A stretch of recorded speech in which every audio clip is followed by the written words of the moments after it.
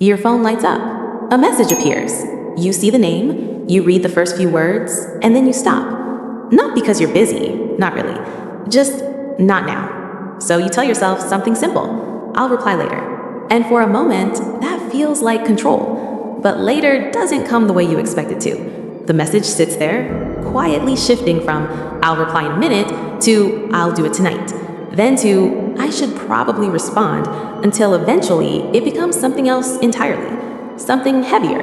Something you start avoiding. And the strange part is, it's not about the message anymore. Because this isn't just about forgetting to reply. It's about what happens in the space between reading and responding. That tiny gap where something inside you hesitates. Not enough to notice at first, but enough to change your behavior. Think about the last time this happened. You saw the message. Maybe it was simple, maybe it wasn't. But instead of replying instantly, you paused. You told yourself you needed the right moment, the right energy, the right words. Be honest, you've done this more times than you can count. And here's where it gets uncomfortable. Sometimes I'll reply later isn't about time at all. It's about pressure. The pressure to respond correctly, to say something meaningful, to maintain a certain image. Because the moment you reply, you're committing to an interaction, a tone, a version of yourself, and delaying that feels safer. So you postpone, not because you don't care, but because you care too much about how you'll be perceived. But that's only one side of it. There are moments when I'll reply later means something else entirely, a quiet form of control. You've seen it happen, or maybe you've done it yourself. You read the message instantly, you even know exactly what you're going to say, but you wait, not randomly, intentionally, because responding immediately feels like giving away something, attention, availability, maybe even value. So you delay, just enough to create distance, just enough to shift the dynamic. And without saying it, you've changed the balance of that interaction. Now think about how that feels on the other side, when you're the one waiting, watching the screen, seeing seen, or knowing they've read it, and suddenly your mind starts filling in the silence. Did I say something wrong? Are they ignoring me? Why are they taking so long? The message hasn't changed, but your interpretation of it has. And that's the real power of delayed responses.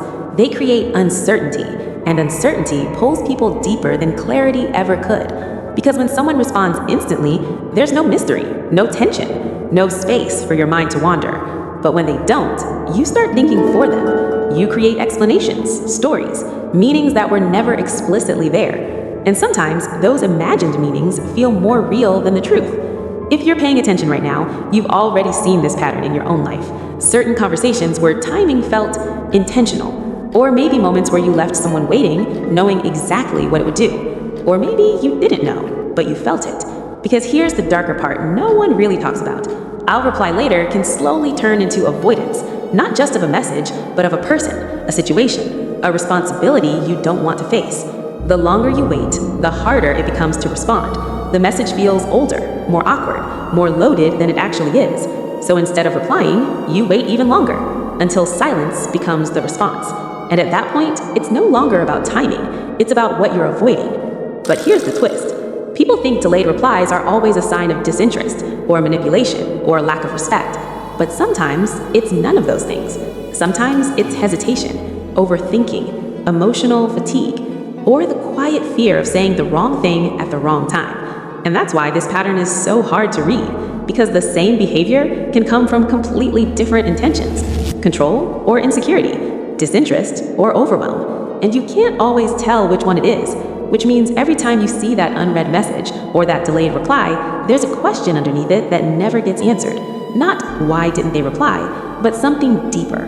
What were they feeling in that moment? Because that's where the real answer is. Not in the message, but in the hesitation before it. And maybe that's why this keeps happening, because some people will recognize this pattern instantly. They felt it on both sides of the screen. Others will brush it off, say it's not that deep. But if you've ever stared at a message you didn't reply to, or waited longer than you should have for one, then you already know it is. So I'm curious, what's one moment where you said, I'll reply later, and never did?